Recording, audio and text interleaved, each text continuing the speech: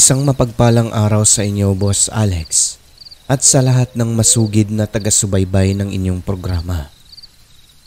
Itago niyo na lang po ako sa pangalang Jesse. Ibabahagi ko lang ang kwento ng aking lolo Maximo na isang dating sundalo at nadistino sa kritikal na lugar dito sa Mindanao na minsang naging warsyak at na-missing in action dahil sa karanasan sa bakbakan at sa mga bagay na mahirap ipaliwanag. At siya nga pala, sniper ang aking lolo. Nangyari ito ilang dekada na ang nakalilipas, kung kailan binata pa lang siya noon at ayon sa kanya, ng mga panahong yon talamak na rin talaga ang usaping aswang sa Mindanao. Kaya may mga sundalo noon na mayroong hawak na mga proteksyon sa katawan upang hindi malapitan ng mga nilalang na ito, hindi tablan ng bala at mailayo sa kapahamakan. Isa ang lolo ko sa mayroong gamit na may karga, nagbibigay proteksyon sa kanya tulad na lamang ng langis na kumukulo kapag may masamang nilalang sa malapit at hindi ito tinatablan ng bala. Sa maniwala kayo o hindi, ang garapan na yon ay makailang beses nilang binaril para malaman ang kakayahan at kung tunay ba. Ilang beses na pinaputukan, ngunit hindi talaga ito tinatamaan ng bala kahit malapitan. Ibig sabihin, gumagana ang gamit na yon. Kung sino ang nagmamay-ari noon, maiiwas daw sa tama ng bala at hindi tatablan kung mangyaring tamaan. Ang nagbigay sa kanya noon ay ang kasama na sa Hinaryo, na isa ring sundalo na matindi ang kaalaman pagdating sa mga bagay spiritual at marunong manggamot ng mga sakit na hindi ordinaryo. Parang lahi daw nila yon dahil minana pa sa mga ninuno. Ayon sa kwento, magugulat na lang daw sina Lolo Maximo dahil bigla na lang luluhod si Hinaryo kahit nasa gitna sila ng gubat. Yun pala, nagdadasal ito para mas maging epektibo umano ang mga karga nito sa katawan. Meron daw kasing oras yung kanilang pananalangin. Mayroong naniniwala sa mga bagay at usaping ganon. Meron din namang hindi, lalo na mga hindi taga Mindanao. Pero kung sino pa yung hindi naniniwala ayon sa kwento ni Lolo Maximo, yun pa yung unang nawawala o nalalaga sa hanay nila pagdating sa bakbakan. Lingid sa kaalaman ng iba, totoo ang kwentong aswang sa Mindanao kahit noon pa man buhat ng may mga grupo dati na nakikipaglaban, isang sikretong hukbo na nakikipagdigma sa panig ng pamahalaan para masugpo ang pananalasa ng mga kalaban na meron pang kasamang dayuhan. Ito sila yung mga grupong hindi ordinaryo pagkat lahat ng mga miyembro ay puro mga aswang. Ngunit paano naman nasabi ni Lolo Maximo na totoo ito? Base sa kanyang kwento, yun ay dahil ang isang kasapi ay kilala niya mismo na talagang pinili ang maging aswang sa kadahilan ng nais nitong makaganti sa mga kalabang pumatay sa kanyang mga kadugo. Nananggot lang at nagsusuga ang nanay at tatay niya, pinatay ng mga taong halang ang kaluluwa. Mga kalabang hindi nauubusan ng bala, habang ordinaryong tao lamang ang pinapatay na walang kalaban-laban kung kaya pinili na lamang ang maging kasapi ng grupong sinasabing aswang upang makamit ang hustisyang inaasam-asam. Hindi naman sila mga kalaban ng gobyerno noon. Tumutulong pa nga para masugpo ang mga rebelde at mga teroristang naghahasik ng lagim dito sa Mindanao. At yun na nga, sa huli ay nagwagi sila sa tulong na rin ng mga sundalong aswang at maraming nalagas sa panig ng kalaban nang hindi masyadong gumagamit ng baril. Matapos ang labanan na yon, may isang taga-ibang bansang sundalo ang lumutang. Nakaligtas daw siya sa sagupaan dati na nakapagkakasalaysay pa nito sa isang dyaryo. Ang mga naging kalaban daw nila sa Mindanao ay hindi tao kundi pagkakalarawan pa nito. Mga nilalang na kung tawagin sa Pilipinas ay aswang. Hindi tinatablan ng bala, matataas kung lumundag pumapatay ng kalaban gamit lamang ang kuko at matutulis na pangil. Ginapangan sila ng takot kung kaya napaatras ang ilan sa kanila at napasuko sapagkat kung hindi nila ginawa yon, maaaring walang matira sa kanila. Lahat ng kaganapang ito ay totoo. Base na rin sa kwento ni Lolo Maximo buhat ng ang kanyang isang kaibigan na kasapi ng grupong nakikipagdigma sa kalaban ay totoong hindi tinatablan ng bala at totoo ring nakakalipad. Sa madaling sabi, isa itong aswang. Mabuting aswang naman daw ang kaibigan ni Lolo na ito. Ngunit minsan kinakailangang kumain ng hilaw at makainom ng dugo upang hindi manghina ang katawan. Hindi naman nasabi kung dugo ba ng tao o hayop. Basta kumakain at umiinom daw ng ganon. So ayun na nga. Isa si Lolo Maximo sa mga sundalong nakasaksi sa mga kalabang wala ng buhay at tadtad ang katawan ng sugat. Hindi sanhi ng pagkakabaril kundi parang matulis na bagay na maihahalin tulad sa patalim ang ginamit na kahit makapal ang damit ay talagang napupunit. Doon nila nalaman base na rin sa nakaligtas na ang naging kalaban ng mga ito ay mga aswang. Sa paglipas ng panahon ay walang naging balita kung asan na ang kaibigan ni Lolo. Hindi rin malinaw kung nabuwag ba ang grupo nila ng mga aswang sapagkat yung ginagawa nila ay sikreto lang naman. Ngunit ilan sa kasapi nito ay pinaniniwala ang naging kalaban na rin ng gobyerno base sa karanasan ni Lolo Maximo. Sa kung anumang dahilan, naging kasapi ng rebelde ang hukbo ng mga aswang. Isang madaling araw, may naganap na bakbakan sa panig ng gobyerno at sa mga rebelde sa bundok.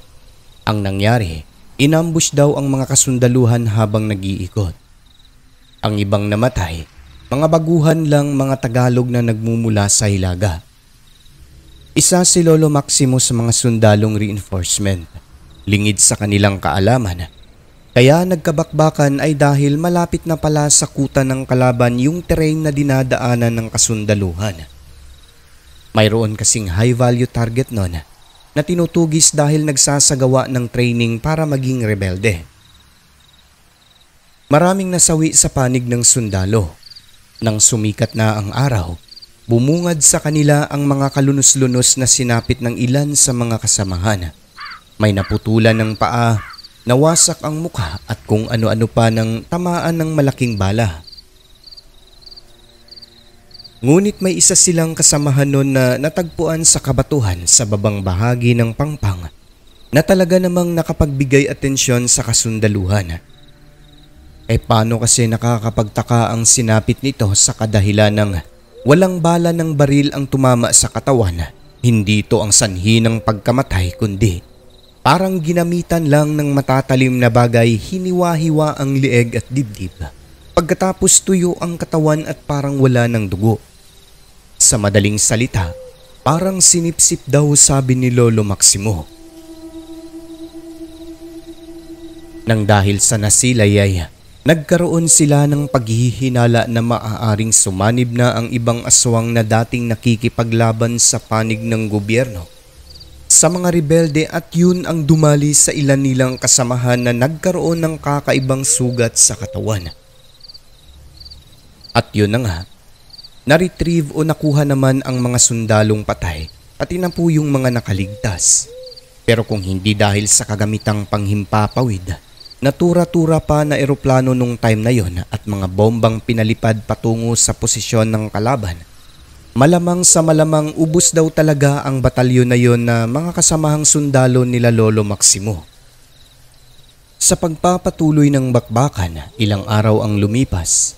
Nagawa nilang mapangibabawan ang kalaban.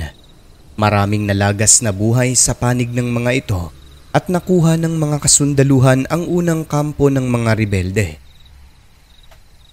Sa pagpapatuloy pa ng operasyon na yon, pagtugis sa mga kriminal na nanalasa kasi maraming rebelde ang nakaligtas noon, sinuyod nila ang kabundukan. Makalipas ang ilang linggo, dito nangyari ang isang matinding inkwentro na talaga namang nagdulot ng trauma at pagkawarsyak ni Lolo Maximo at talaga namang nagpakilabot sa kanila. Madaling araw habang paakyat sa bundok sa planong paglusob sa isang pinaniniwalaang natitirang kota ng mga rebelde.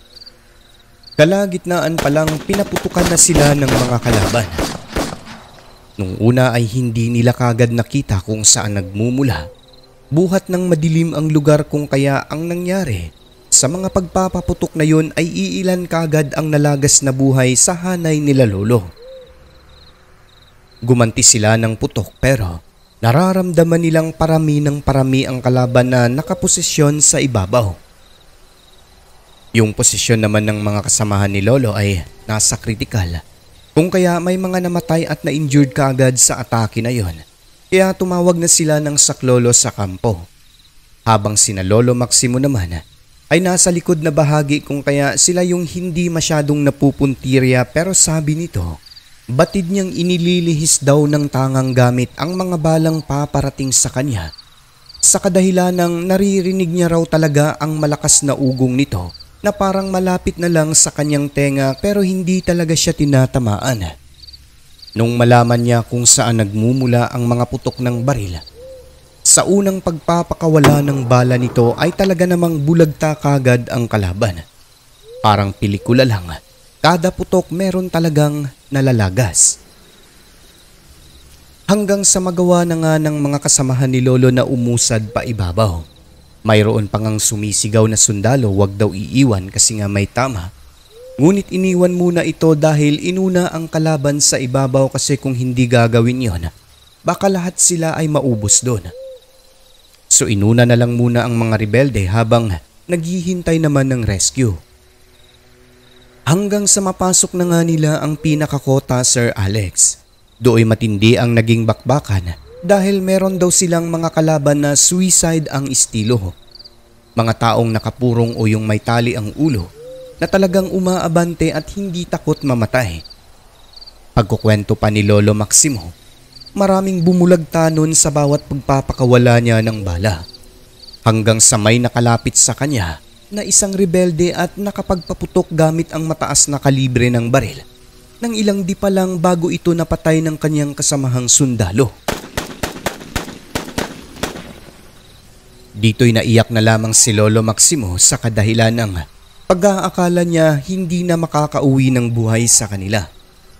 Ngunit sa maniwala kayo o hindi, may milagro na nangyari.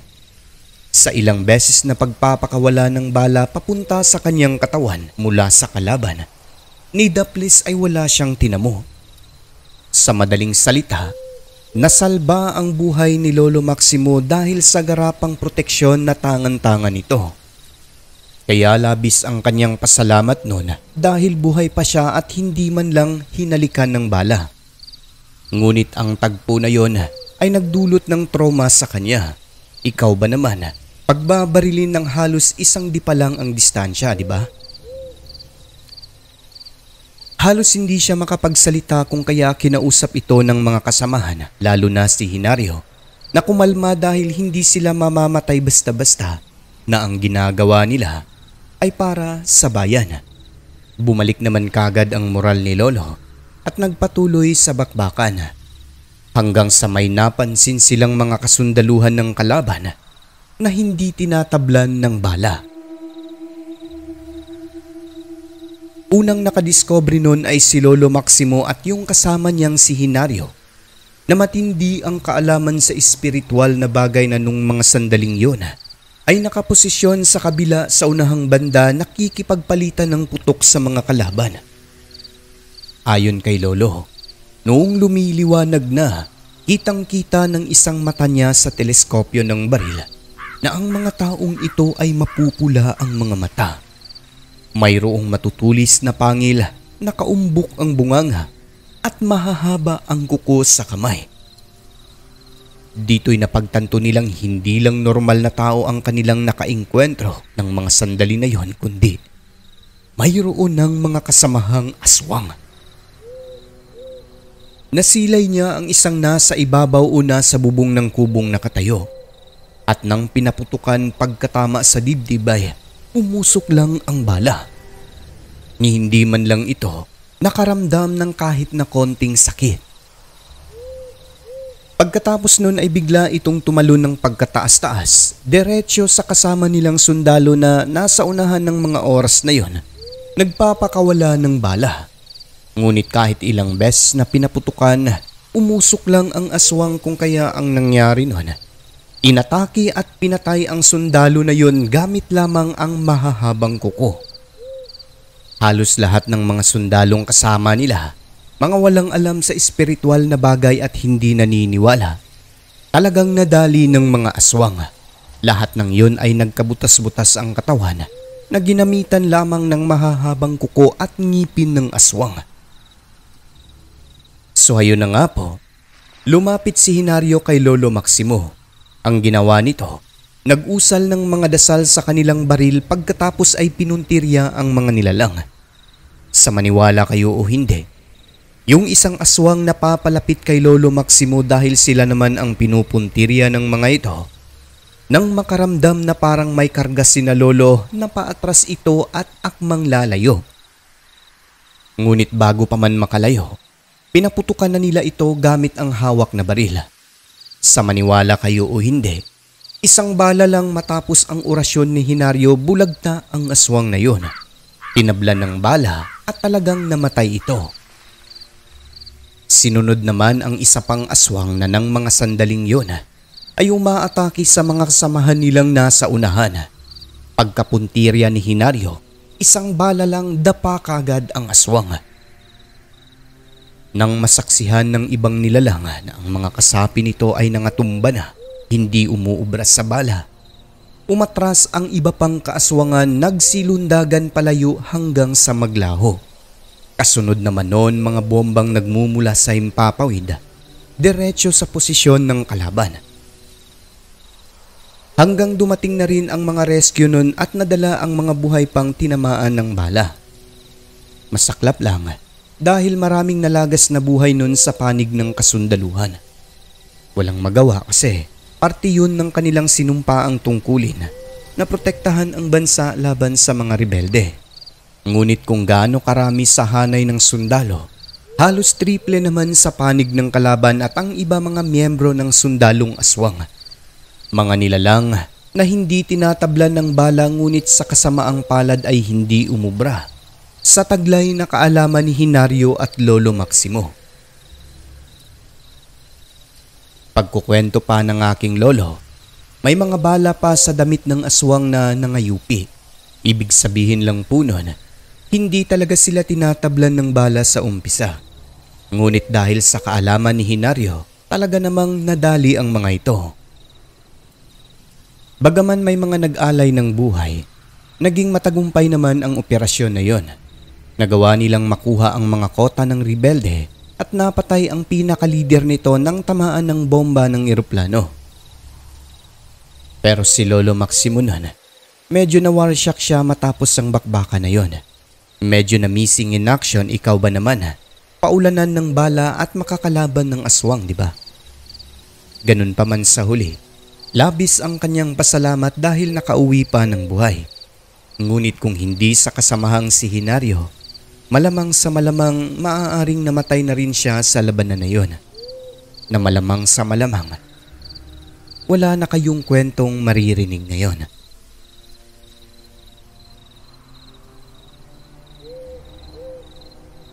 At dito na po magwawakas ang kwento ng aking lolo. Isang dating sundalong nakaengkwentro ng mga kalabang hindi ordinaryo na kung tawagin ay mga rebeldeng aswang.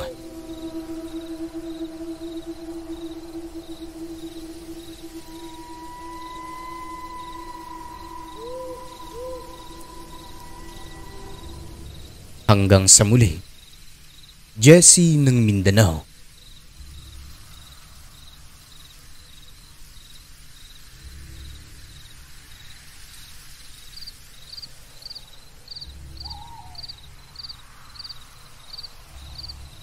Ang mundong ating ginagalawan, nababalot ng kahiwagaan na tanging ang Diyos lamang ang siyang may kasagutan. Ako po si Alex. Magandang gabi.